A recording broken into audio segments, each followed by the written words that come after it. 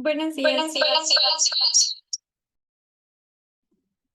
Ya, aquí creo que ya será mejor. Vamos a comenzar.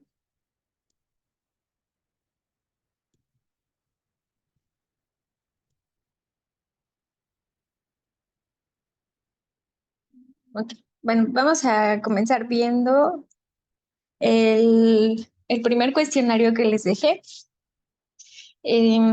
Igual era algo corto. Solamente en la primera pregunta debían describir la correcta preparación del elemento para realizar la prueba PIT.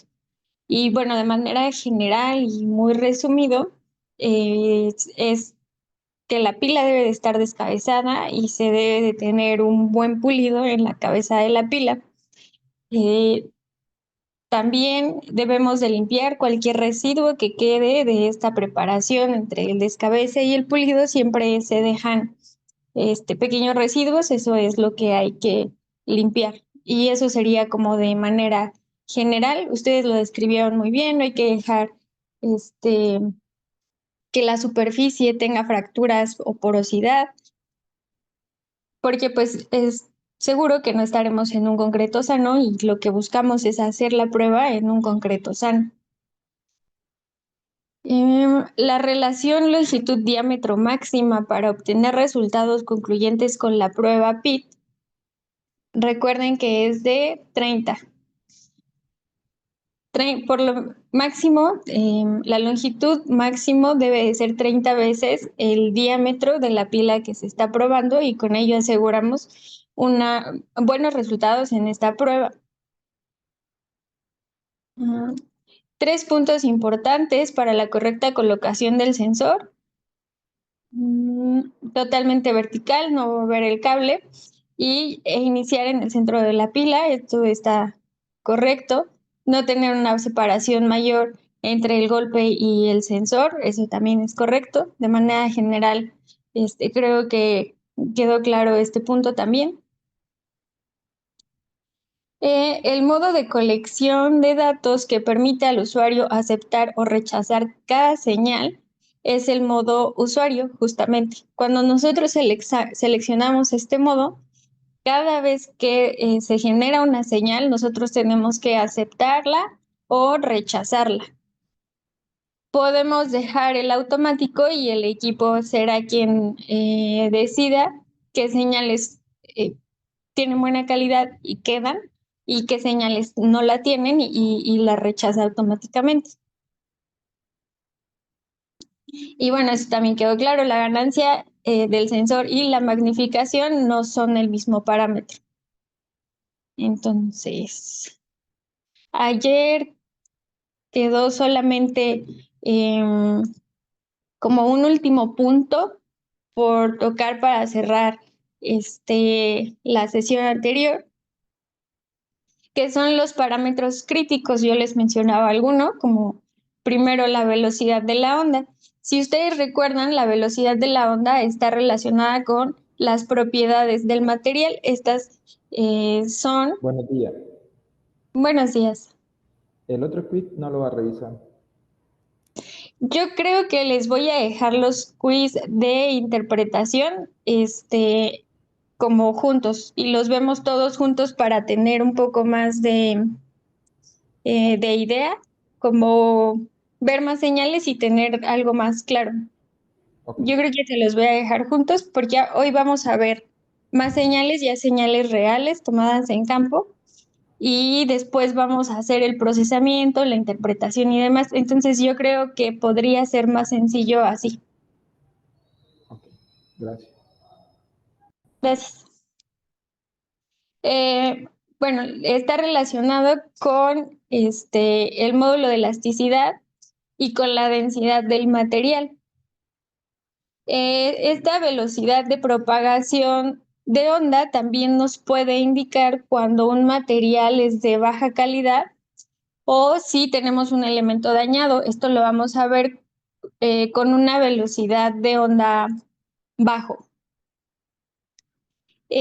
Un factor importante que afecta también a la velocidad de onda es el fraguado del elemento. Recuerden que yo les mencionaba que hay un tiempo en el que debemos dejar pasar para que el concreto fragüe y alcance la resistencia al menos del 75% de la que se proyectó. Si nosotros probamos antes ese material, vamos a obtener una velocidad de onda muy baja que nos podría indicar un concreto de baja calidad o de regular calidad y podría darnos a pensar que deberíamos rechazar este elemento por tener una baja resistencia, pero en realidad pues la estamos probando en un tiempo incorrecto. Entonces debemos de fijarnos en qué momento estamos realizando la prueba respecto a cuando se coló la pila, para estar seguros de que estamos haciéndolo cuando el concreto ya alcanzó esta resistencia y entonces la velocidad que veamos sea la que corresponde a ese elemento. Y entonces sí, si estamos viendo una velocidad baja y ya pasó ese tiempo de fraguado, pues entonces ya podemos clasificar el elemento como un elemento de baja resistencia.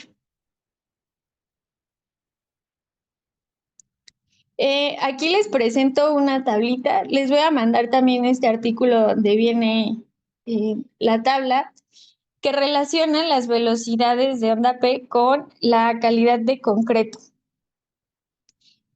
Comenzamos con las velocidades más grandes que nos dan una calidad de concreto excelente. Este rango entre 3.660 a 4.500 es un concreto asociado a una calidad buena y así vamos bajando hasta llegar a una calidad pobre a muy pobre. Otro parámetro es, Esa norma donde sale. Es disculpa, decir, esta tablita, ¿en qué norma sale? no está en alguna norma, es utilizada y se ha ido llevando en algunos artículos. Les voy a pasar, tengo 3 artículos que me han aparecido y que ha dado buenos resultados. Se ha hecho a través de varios experimentos en diferentes muestras de concreto y esto es lo que se ha observado. Eh, las velocidades de onda relacionadas a la calidad del concreto que a su vez están relacionadas con la resistencia de este concreto.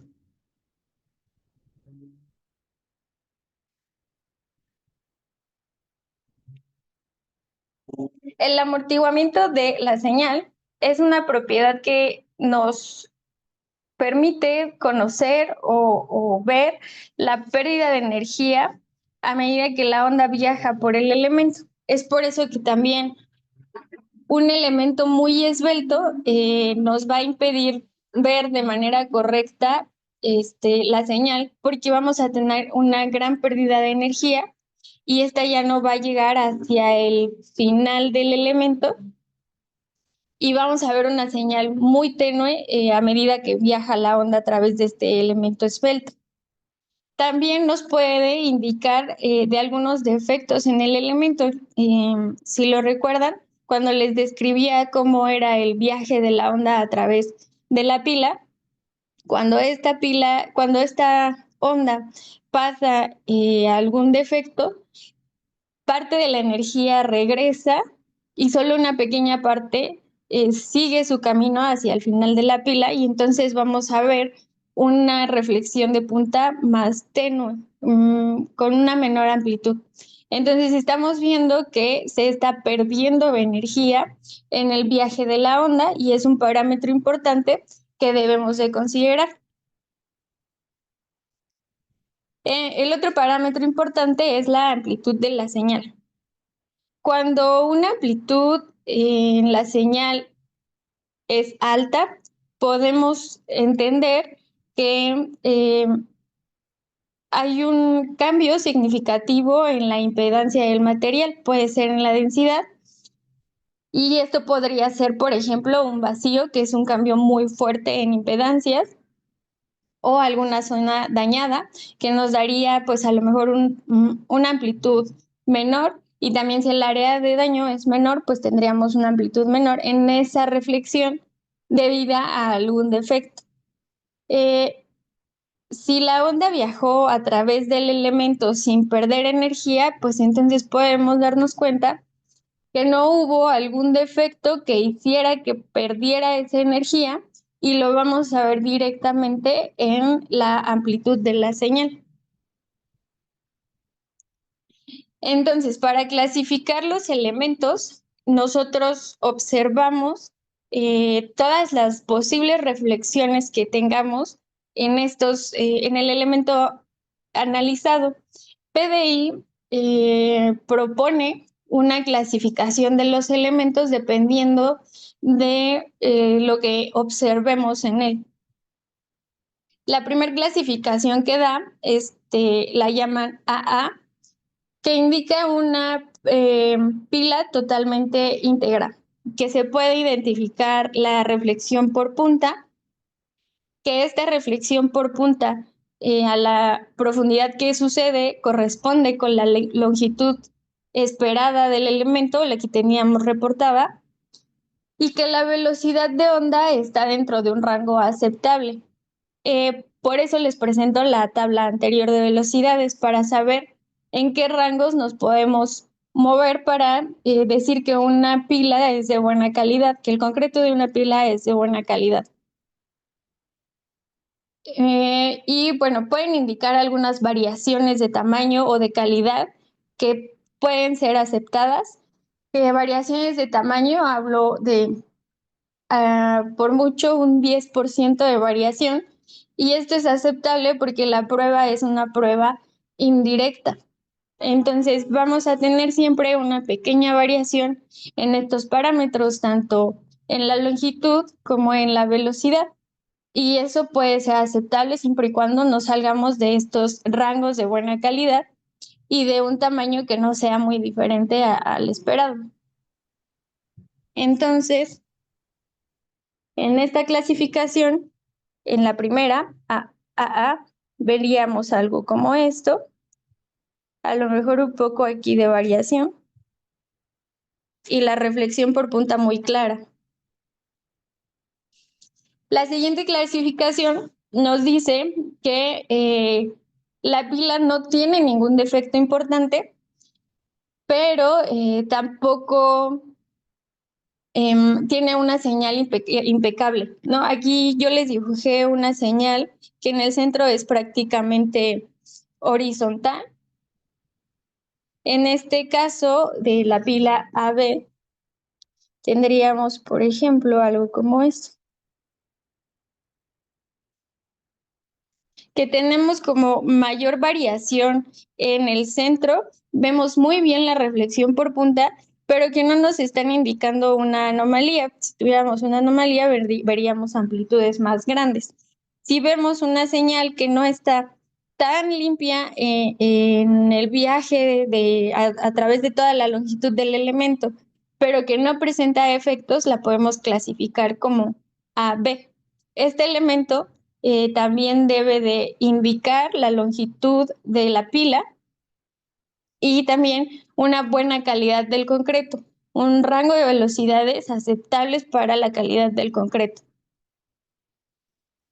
En ABX vamos a tener una pila que no presenta defectos hasta una cierta profundidad, y que debido a limitaciones del propio método, que por ejemplo puede ser la relación longitud-diámetro, no se puede interpretar toda la longitud del elemento. En este caso, por ejemplo, podríamos tener algo así, comienza a variar la velocidad y de repente veríamos algo como más o menos así, ¿no? Entonces, estamos viendo que hasta esta profundidad X no tenemos ninguna anomalía, pero después tenemos algunas vibraciones que no nos permiten observar adecuadamente el resto de la señal, y no podemos hacer alguna interpretación si es que existe alguna anomalía después de esa profundidad X. En ese caso, la pila se clasificaría como ABX. Siguiendo con la clasificación, una más se llama PFX, que indica una posible falla a una cierta profundidad. Es una aparente reflexión antes de llegar a la punta y corresponde a una reducción.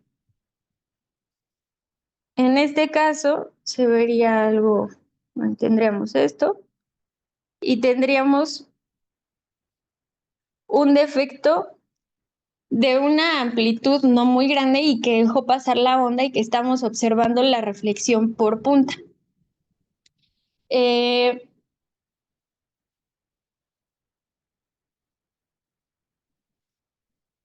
Esto reduce, en esta sección estamos viendo una disminución de la impedancia, lo que quiere decir que o se redujo la sección de la pila o bajó la calidad del material por alguna razón como contaminación, disgregación del concreto, los defectos que ya hemos comentado hasta aquí.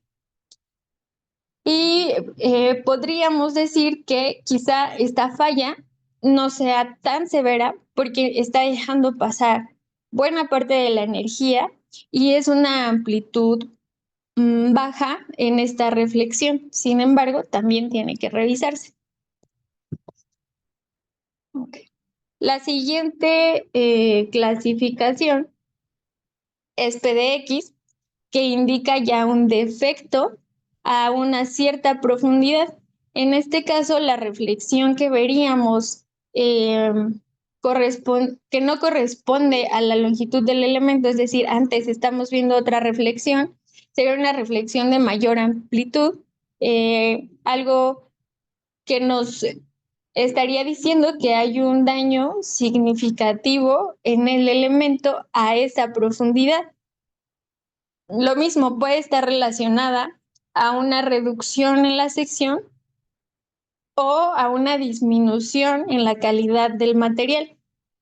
Y en este caso, como la reflexión del defecto es muy fuerte, veríamos una reflexión por punta tenue, no sería algo muy claro. Entonces, en este caso, verían algo como esto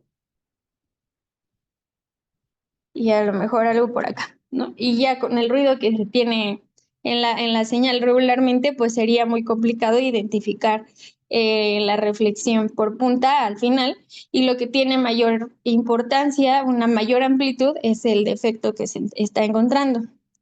Entonces, en este caso es un defecto que estaría afectando a prácticamente toda la sección de la pila. Y esta otra clasificación, IVX, cuando no tenemos certeza a partir de cierta profundidad, y la IR ya sería una señal no concluyente que puede ser por una mala calidad en la parte superior del pilote o una baja resistencia del concreto. Esto lo podríamos tener cuando no dejamos el tiempo suficiente de fraguado o cuando no se descabezó correctamente o ni siquiera se descabezó el elemento.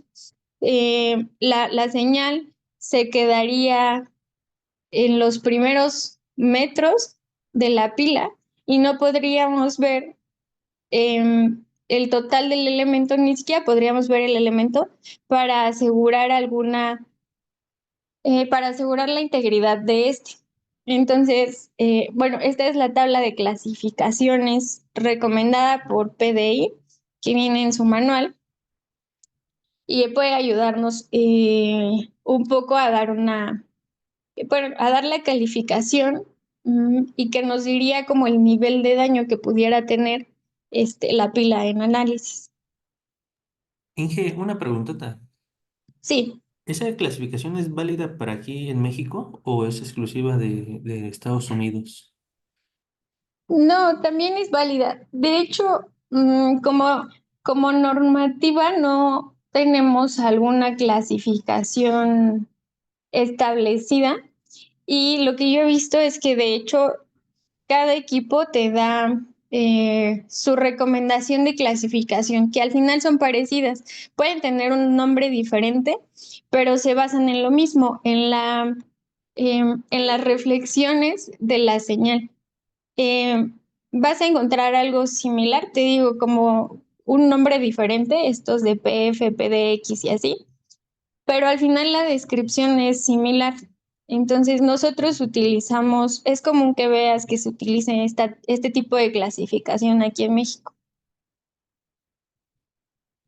Muy bien. Gracias.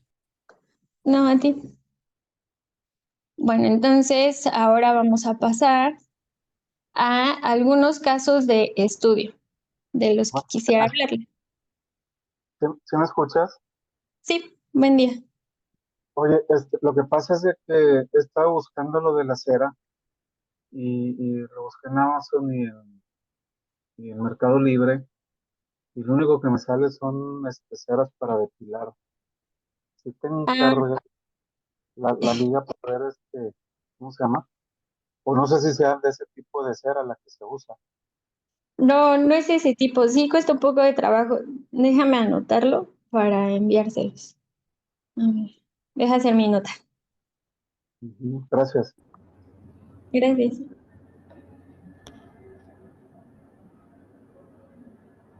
Otra consultita. Yo he visto que lo que ocupan aquí a veces es como vaselina.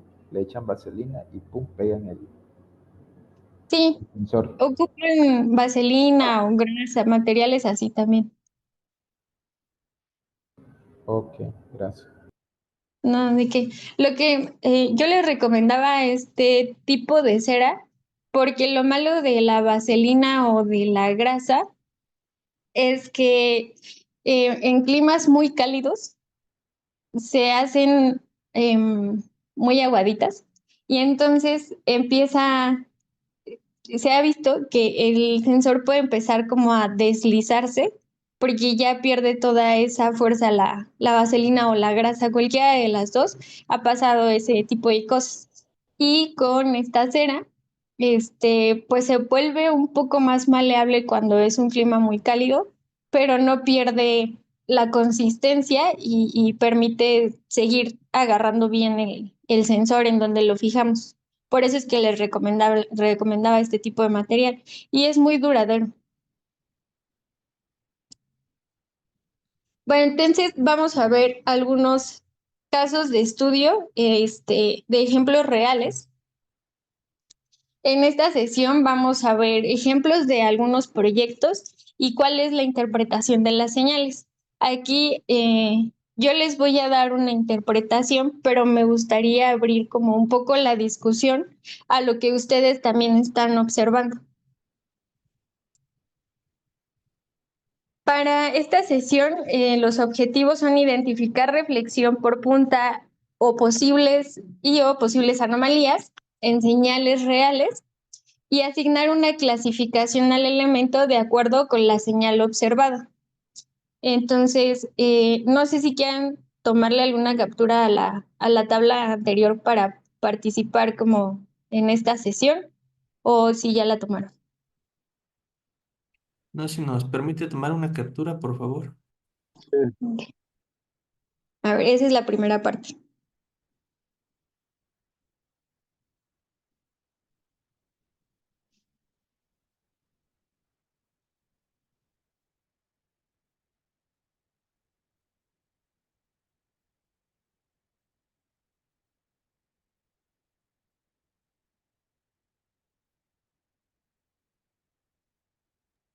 Listo, listo. Y la segunda parte.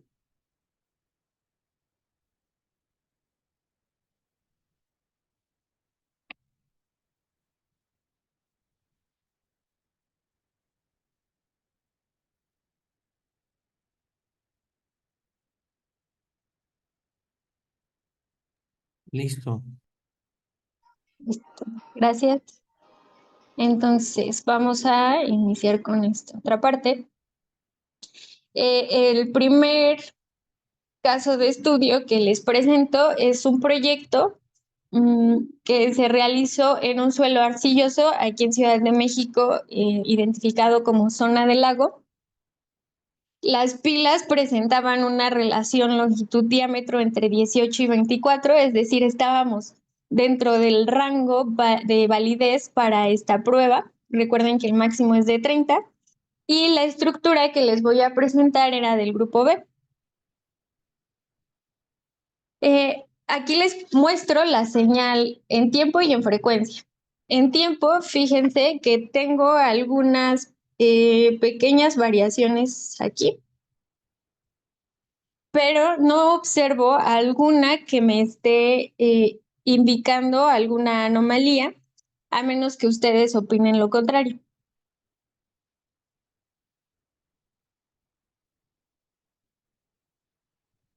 Ok. Después se hizo un análisis de esta misma pila, ahora en el dominio de la frecuencia, y vean cómo se observan estos picos que yo les presentaba ayer de cómo es que se hace el análisis en frecuencia. Y nosotros podemos seleccionar en dónde colocar estas líneas que nos van a dar los delta F. Este es el delta F1 y el delta F2, que deben de ser muy similares o iguales para poder decir que el elemento tiene esa longitud y que no haya algún otro defecto que esté marcando una diferencia entre estos delta Fs, ¿no? Que nos impide tener esta señal armónica. Entonces, en el análisis en tiempo estamos observando una longitud de 23.8 metros. La de proyecto era de 24. Y en el análisis en frecuencia estamos viendo que se observa una longitud de 24.6. No son exactamente iguales, pero son muy parecidas. Al final son análisis diferentes y ambas están dentro del rango aceptable de la longitud del elemento. Aquí, en este caso, les presento también la señal obtenida en el caso de prueba de velocidad-fuerza, porque aunque en tiempo y en frecuencia estamos observando una pila íntegra sin anomalías, pues podríamos pensar que el elemento está bien y no pasa nada. Pero cuando hicimos la prueba de velocidad-fuerza, nos dimos cuenta que existe una diferencia entre la velocidad de partícula y la fuerza. No sé si ustedes recuerden cuándo es que nos indica una disminución de la impedancia en la cabeza de la pila. En este caso, ustedes dirían que hay una disminución o un aumento de impedancia en la cabeza. Sería una disminución, ¿no? Porque la amplitud, la gráfica de amplitud fuerza, de fuerza-velocidad, perdón, se redujo, ¿no? Con respecto a la del PIT. Ajá, exactamente. En este caso, la fuerza es menor y recuerden que la fuerza se relaciona a través de la impedancia con la velocidad. Entonces, la velocidad aquí es grande. Lo que está bajando entonces es la impedancia que hace que se reduzca la fuerza. Entonces, estamos viendo justo lo que el compañero menciona, una reducción en la impedancia en la cabeza de la pila. Entonces, para este caso, nosotros recomendamos que se descabezara 50 centímetros más esta pila. En esta nueva longitud se volvió a ejecutar la prueba, se volvió a preparar el elemento, se ejecutó la prueba y obtuvimos buenos resultados ya en la cabeza de la pila. Entonces, si ya tenemos, pensando que ya salió bien esta prueba, y tenemos estos registros, ¿ustedes qué clasificación darían a esta pila?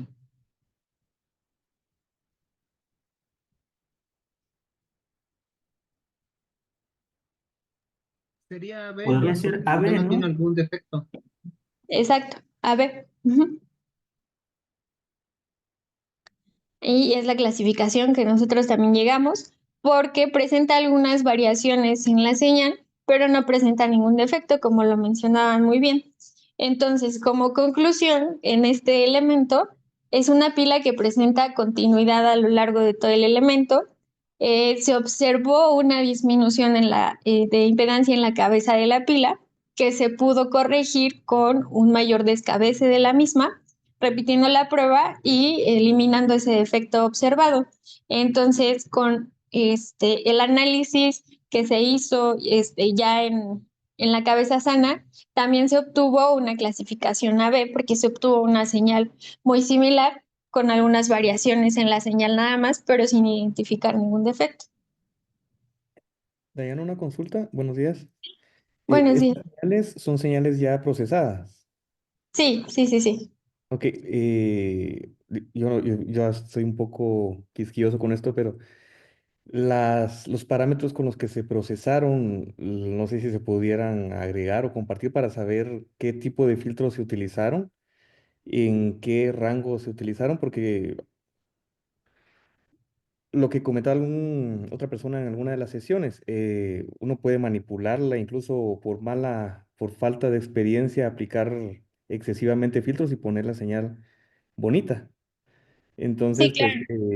eso sí sería bueno tenerlo como que, de hecho, es parte de lo que pide el reporte que se tiene que colocar, ¿verdad? Para Sí, eso poder es de entender reporte. esto. Por favor, si se pudiera, en algún momento, ¿verdad? Gracias. Sí, por nada. En este momento no estoy presentando estos parámetros porque no hemos visto el procesado de señales, qué tipo de filtros se aplican, en qué medidas pueden aplicar. Em, Ok. Estas señales también que presento son señales que no necesitaron de un procesado denso. Algunas de ellas se aplicó a algunos filtros, pero no a todas en realidad. Y es por eso que presento estas señales que son un poco más sencillas de interpretar. Pero sí, en su momento, cuando lleguemos a el procesado y filtrado de señales, vamos a poder observar todos estos parámetros que se reportan y que de hecho salen en estos mismos registros. Cuando nosotros sacamos los registros, cada uno de ellos tiene los parámetros con los que fue procesado y así tal cual se obtienen, así tal cual se presenta en el reporte. Bien, esta es otra pila. Aquí ya les presento como en conjunto mm, la prueba PIT con la fuerza. Esta es una prueba velocidad-fuerza. Aquí nosotros identificamos lo que mencionábamos hace rato, ¿no? Hay una disminución en esta señal de fuerza. Entonces podemos interpretar que hay una anomalía en la cabeza de la pila, pero además observamos una reflexión positiva alrededor de los 5 metros, que nosotros interpretamos como una reducción. Después también hicimos el análisis en frecuencia, observando longitudes muy similares, de 21.4 en frecuencia y 21.27 en tiempo. En este caso, tanto tiempo como frecuencia tienen una misma velocidad de onda para su análisis. Entonces, ¿qué clasificación pudieran asignar a este elemento? Igualmente, AB. En este caso, no entraría a B porque sí estamos encontrando un defecto a una cierta profundidad. Entonces, se le asignó PFX porque se identificó una reducción, pero no es una reducción grande, tiene una baja amplitud y vemos muy bien la reflexión por punta a pesar de que se tiene una reflexión antes de ella. nosotros concluimos que presentó defecto a los 5.6 metros. También se detectó la disminución de impedancia en la cabeza. En este caso, antes de descabezar un poco el elemento otra vez, se descubrió alrededor de la pila, del fuste de la pila, más o menos 1 metro. Y cuando descubrieron el primer metro de esta pila, se observó que había una oquedad en la cabeza de la pila. Entonces, fue lo que identificamos con la prueba de velocidad-fuerza. Esta disminución de impedancia se debió a que había una cavidad. Para verificar la anomalía que observamos a los 5.6 metros, recomendamos realizar una perforación al centro de la pila. Y en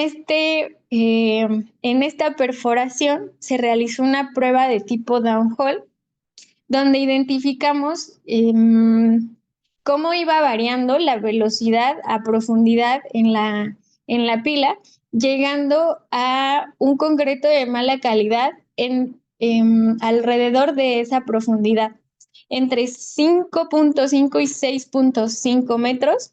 Se encontró un concreto de mala calidad de 2.800 metros por segundo. Esto se asoció a la contaminación por la presencia de un lente de arena que pudimos ver con la mecánica de suelos. Entonces, como se tenía esta anomalía, pues clasificamos el elemento como PFX y nosotros pudimos verificar la anomalía con otro método, observando una mala calidad. Inge, una preguntita. Sí, Cuando hizo la prueba de downhole, ¿bajó la sonda por la pila? ajá, en el centro de la pila. Se perforó al centro de la pila y ¿Y en dónde, ajá, y dónde pega? en la cabeza. En la cabeza de la pila. Ujú. Ah, ok. Recuerden ahí también tener control de la distancia, del golpe y pozo para poder ir haciendo esta corrección y poder calcular correctamente la velocidad a la profundidad en la que estén.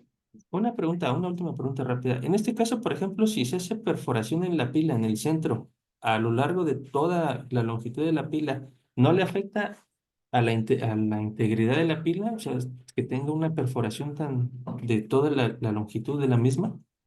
No, no se hizo una perforación de toda la longitud de la pila. La perforación es pequeña a comparación del diámetro del elemento y se hace, por ejemplo, aquí encontramos el defecto a 5.6 metros. La perforación se hizo hasta los 7 metros. No se perfora el elemento completo. Cuando eh, el, el defecto no es muy profundo, se puede realizar esta perforación de verificación.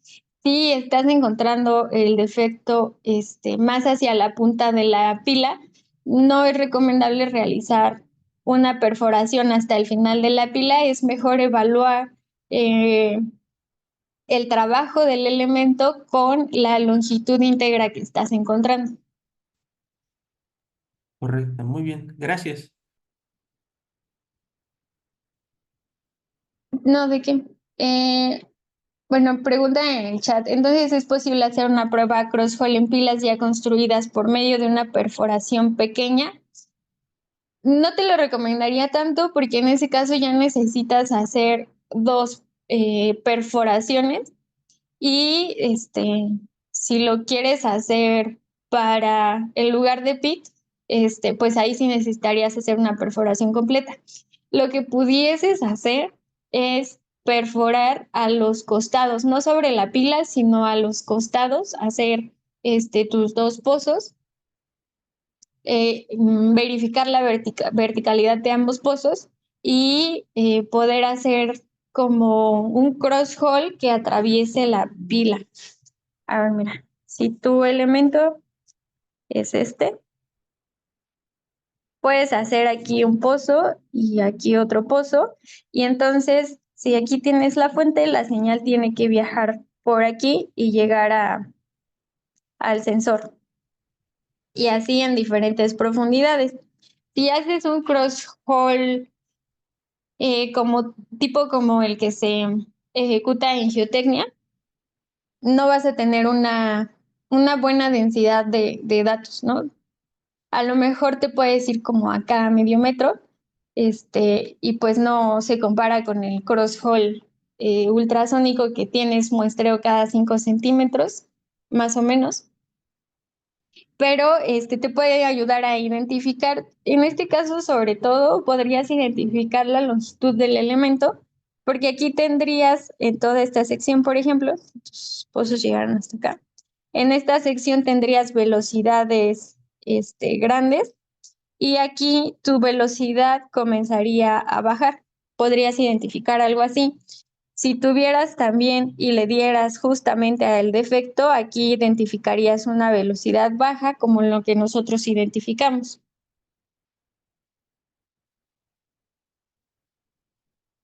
A ver.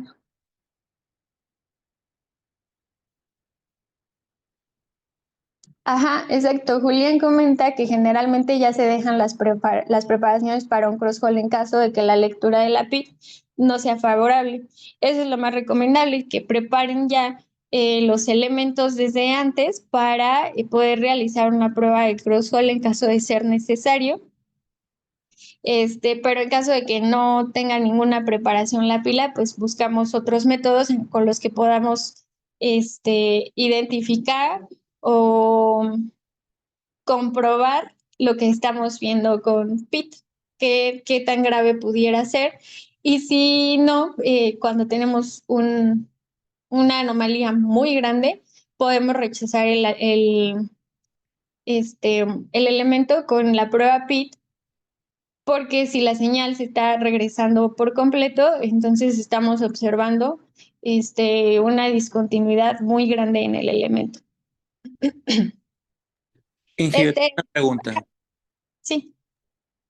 El preparar el elemento de cimentación ya con los dispositivos para hacer la prueba cross-hole en dado caso que la prueba de integridad arroje una anomalía importante.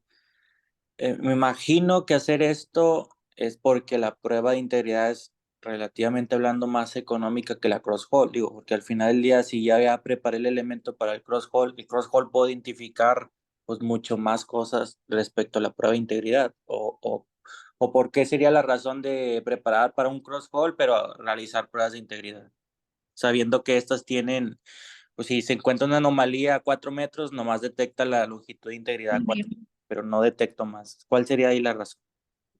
Pues primero, tú esperas que el proceso constructivo se haya llevado con el cuidado debido y estas pruebas son pruebas de calidad.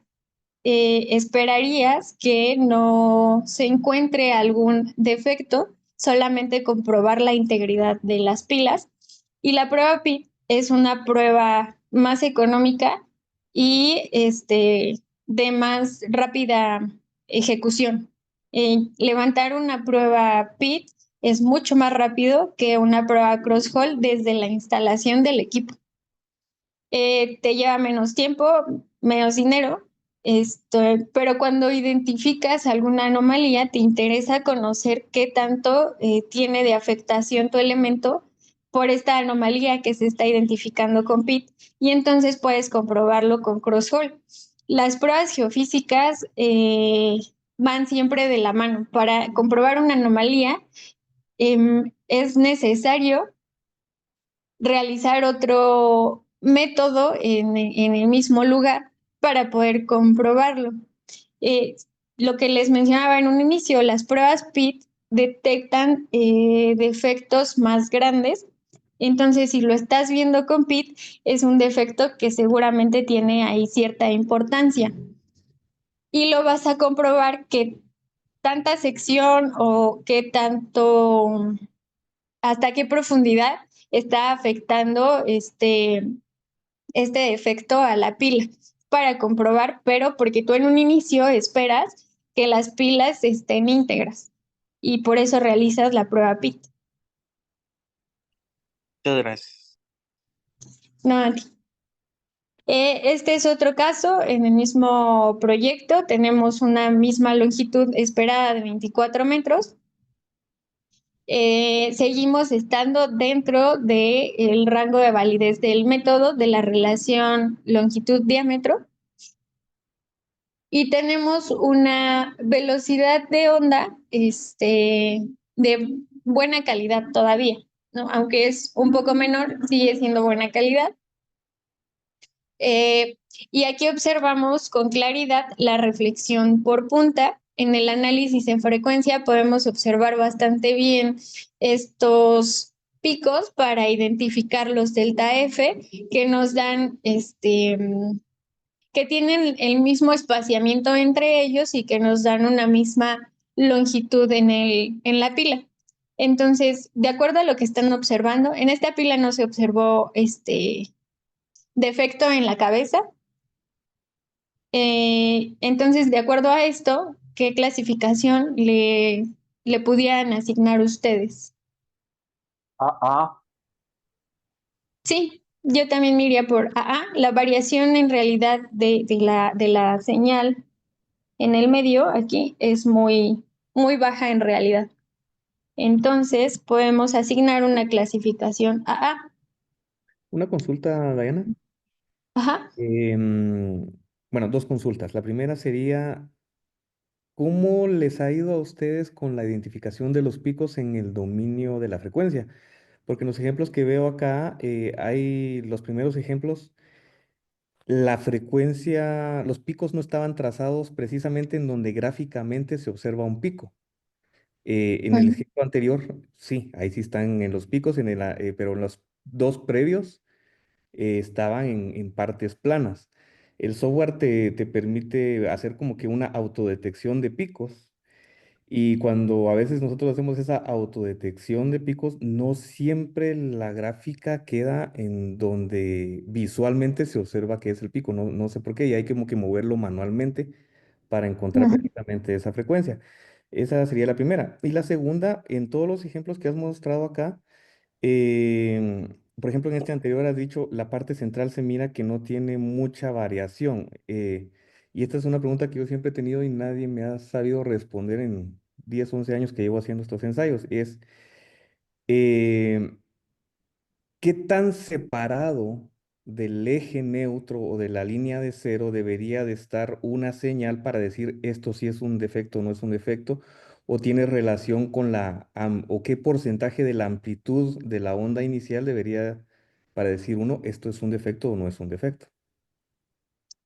En cuanto a defecto, que es algo más grande, yo he leído que puede llegar a ser el 50% de la amplitud de el pico inicial del golpe. Cuando es un defecto, que es algo ya más severo. En cuanto a falla, que es algo, un defecto un poco menor, no sabría decirte como un porcentaje que sobresalga, pero lo que sí se considera es la variación que se puede tener, porque siempre hay variación en el fuste, en la geometría de la pila. Entonces, esa variación de geometría también nos da pequeñas reflexiones que se observan como en el centro. No, no es común, aunque sí se ha llegado a observar, tener una señal como totalmente plana, ¿no? No, no es común. Por ejemplo, no sé si pudieras regresar tus diapositivas al primer ejemplo que pusiste. Ah. Perdón por esto. Ok, entonces, por ejemplo, aquí pareciera que a los 5 metros y a los 10 11 metros está saliendo ya de la parte de cero. Una cosa muy mínima, tal vez estará llegando a una velocidad de 1 o 2 o 0.01, 0.02. Entonces, pero se está saliendo de la línea base, digamos.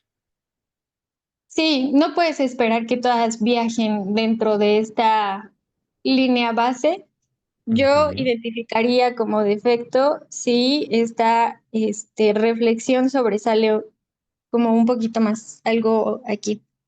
Ajá, entonces, por ejemplo, si aquí tenemos que la magnitud de esta, estamos hablando tal vez como alrededor de 20, ¿cuál sería tu porcentaje? ¿Se puede eso ponerle un valor cuantitativo o es algo subjetivo al ojo? Sí, no sé si sea muy correcto ponerle un valor cuantitativo, porque Ok. si no, yo creo que ya existiría. Yo creo que sí es más a experiencia del ojo como lo vas Ujú. formando. Y aquí está lo otro que te digo, cuando haces el análisis en frecuencia, los picos los estás colocando en partes que no son precisamente picos. Ajá, pues en este caso, por ejemplo, como, no es como el último ejemplo que les estaba mostrando, que es perfectamente claro en dónde están. Por ejemplo, tienes como una variación en esta forma de los picos y pues uno también más o menos con el ojo vas entrenándote de dónde puede estar esta cresta, porque si tú identificas aquí el pico, pues no estás como que realmente en el centro del pico en realidad por la Eh, variación que presenta esta señal. A lo mejor pudieras suavizar más estos espectros y quizás podrías identificarlo mejor de manera más visual, pero sí es un poco a cómo vas viendo la forma de los picos, identificar más o menos el centro. Sí es un poco, se deja un poco al intérprete cuando no es muy claro. A veces ni siquiera se alcanzan a ver, ¿no? Pero sí es un poco más complicado en el Ajá, caso de y el software la... tiene la función de autodetectarlos. Y yo te digo esto Sí, porque yo he tenido casos en donde nos juntamos hasta 3 agencias con señales muy parecidas, diferentes equipos, algunos con de Prosec, yo uso PDA, otros con Py, y resulta que cada quien tiene una interpretación diferente, sobre todo cuando se hace la parte en frecuencia. sí, es Entonces, más complicado. para unos el piloto está hermoso y no tiene problemas, y para otros es otra clasificación. Entonces, eh, de esto deja muy descontentos a los clientes porque dicen pues que al final es jugar al brujo y cada quien dice lo que quiera. Sí, no. Ujú. Pues yo creo que si un elemento es claro, que no estás encontrando defecto, este, no debería variar entre equipo y equipo, entre marca y marca. No deberías de tener una variación así de diferente, ¿no? Como para cambiar completamente de clasificación del elemento. Yo creo que sí es un poco válido que se tenga variación en el dominio de la frecuencia, es algo un poco más complicado. También no soy tan fan de que el mismo programa haga como la identificación automática, porque a veces ni siquiera les da a los picos, ¿no? A veces lo Ujú. marca incluso en los valles, Sí, es las horrible. líneas. Entonces sí, yo prefiero que sea como parte del intérprete y no dejar tanto al equipo que haga lo suyo. Perfecto, te agradezco mucho. No, al contrario. Bueno, hay una pregunta en el chat. El encamisado que tenga una pila afecta, ya sea DM, espirotubo o geotextil, si existe una diferencia entre estos. Mm, la verdad es que desconozco el espirotubo, pero cuando un ADM es metálico, sí puedes llegar a tener contaminación de la señal por altas frecuencias que emite el mismo acero. Podrías llegar a tener esta contaminación. En el caso de geotextil, como no es algo de acero, quizás no tengas alguna afectación en la señal. Ujú, ok. Entonces, bueno, pasando a esta otra diapositiva,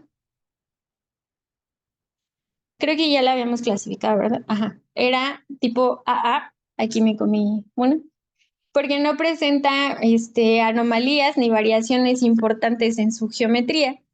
Esta pila no presenta defectos ni a profundidad, ni tampoco en la cabeza. Su variación es baja e indica una geometría y propiedades regulares, es decir, no hay variaciones importantes en la geometría ni tampoco en las propiedades como densidad, módulo de elasticidad y velocidad de onda que afecten a la señal. Es prácticamente constante este comportamiento, ¿no? En este caso, eh,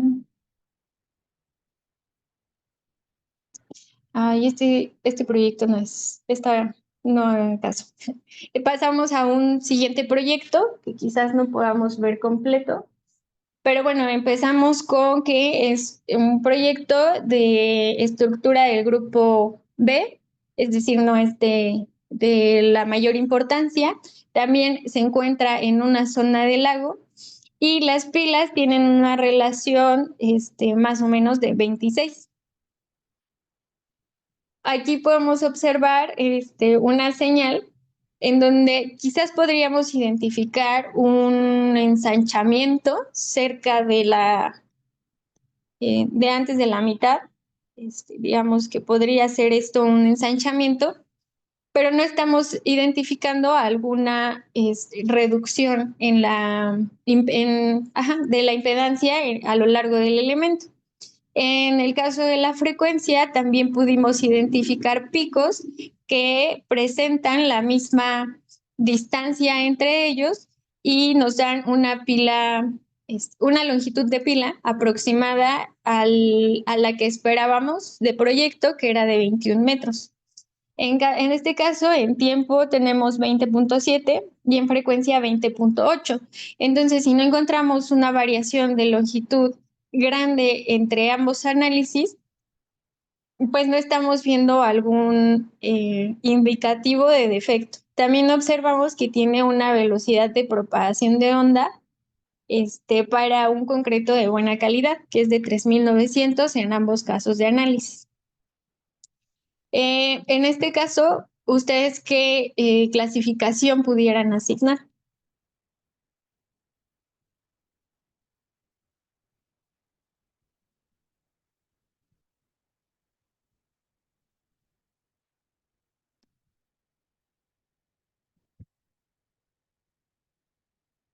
ABX. Yo me iría más por AB, porque ABX, recuerden la tablita, sí presenta una anomalía a cierta profundidad, pero esta anomalía se relaciona con una disminución y no estamos encontrando disminución. Entonces, vemos Pero no tiene la longitud esperada. sí, era de 21 y estamos encontrando 20.7, son 30 centímetros menos de la de proyecto. No es Exacto. ¿Y una. cuánto es lo permisible ahí? ¿Cuánto sería? Yo manejo algo permisible del 10%, porque este método tiene ciertas incertidumbres al ser un método indirecto. Podemos encontrar variaciones en estas longitudes. Podemos encontrar un poco más pequeña la pila o un poco más larga la longitud del elemento, pero no estamos variando mucho esta longitud. En este caso son solo 30 centímetros, entonces seguramente el elemento quedó en la profundidad esperada.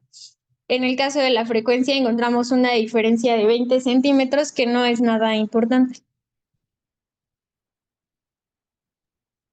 Una duda, Sí.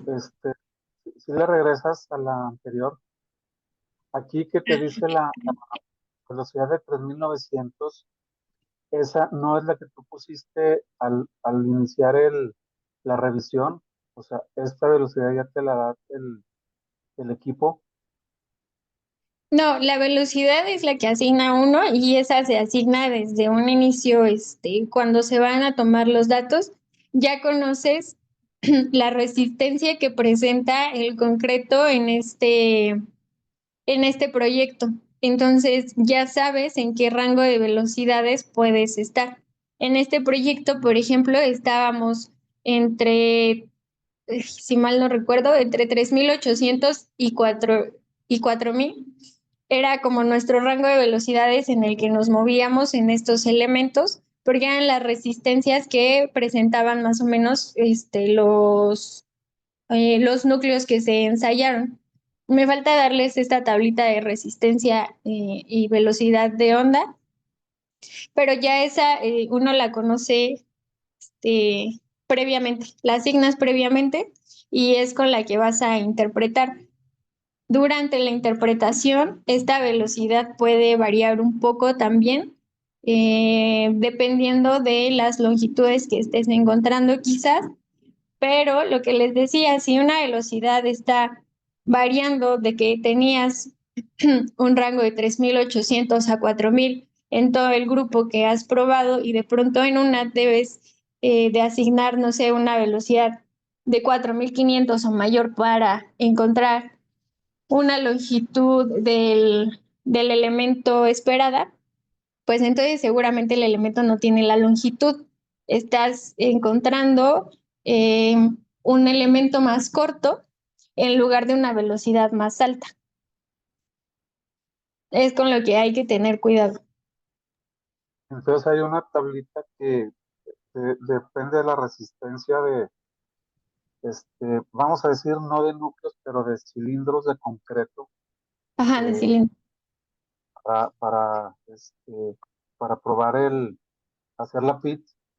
Entonces pedir al laboratorio la resistencia 7 días y luego se entrega la tablita esa que dices y se tomaría, ¿no? Es lo que estoy entendiendo.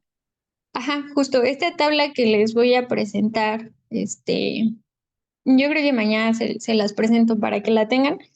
Relaciona la resistencia de estos cilindros ensayados, porque es lo que también regularmente tienen en un proyecto, la resistencia de los cilindros y se puede relacionar con un rango de velocidades de onda. Al final son correlaciones y también debemos de tener cuidado en los parámetros que estamos asignando. Cuando ya probamos un grupo de pilas es un poco más sencillo poder saber o identificar las velocidades en las que se encuentran los elementos. Pero para tener una idea inicial es recomendable conocer la resistencia del concreto para poder más o menos nosotros identificar como la velocidad inicial. Si no tienes idea, pues asignas una velocidad inicial. Puede ser de 3.800, 4.000, eh, si los elementos se ven como de muy buena calidad y entonces de ahí tú te puedes ir moviendo dependiendo de lo que estás observando ya en gabinete, en el grupo de pilas que estás probando. Si no tuvieras ninguna idea, es como lo inicial, asumiendo que tienes un concreto de buena calidad. Ok, gracias. Una No, cosa, de qué. ahí con esto creo que la misma gente de PDI te recomienda utilizar de cajón una velocidad de 4.000 metros. Eh, Ujú, Ellos mismos indican, ¿verdad?, que el método pues no está diseñado para encontrar longitudes de pilote, sino la integridad del pilote. exacto. Y pues incluso ellos mismos dicen que nunca deberías de asegurar o decir o que esto sirve para encontrar longitud y que la longitud tiene una exactitud mayor a un error del 5%. O sea, nunca el error va a ser menor al 5% en este tema.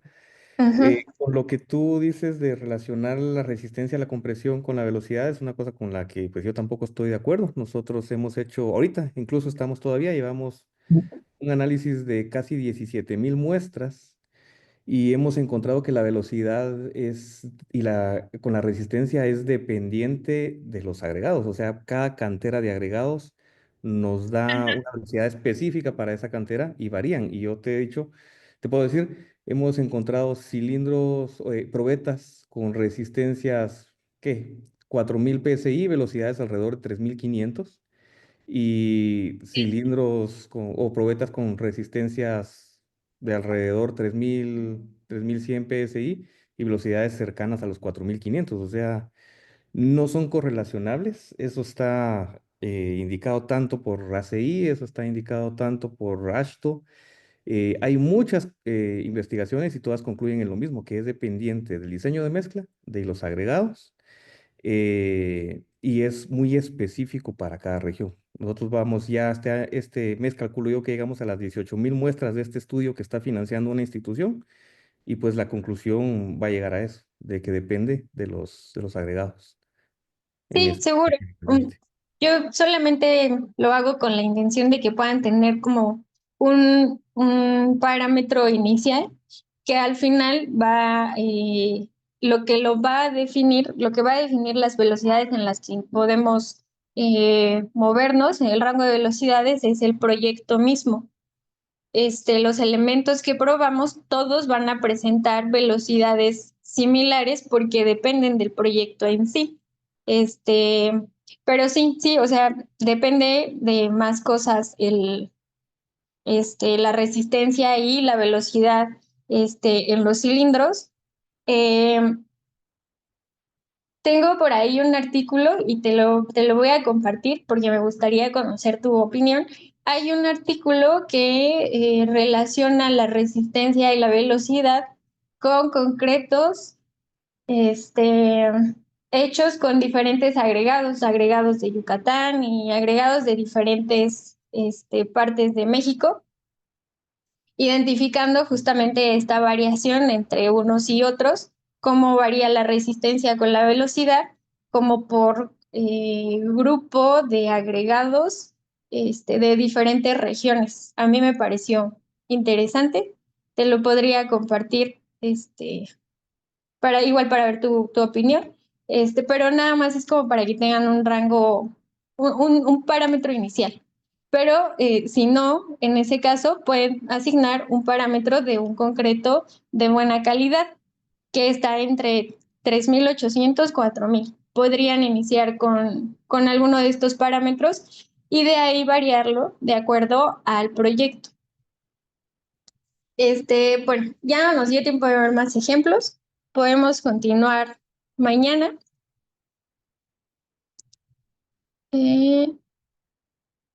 Le digo al ingeniero Sayek si comparte el correo y listo. De manera más detallada, interpretar el aspecto en frecuencias. Ok, veo si puedo ampliar esta sesión de la interpretación en frecuencias, pero si no lo podemos ir viendo un poco sobre la marcha cuando comencemos a procesar las señales. Gracias a todos. Gracias. Gracias. Gracias, hasta luego. Hasta luego.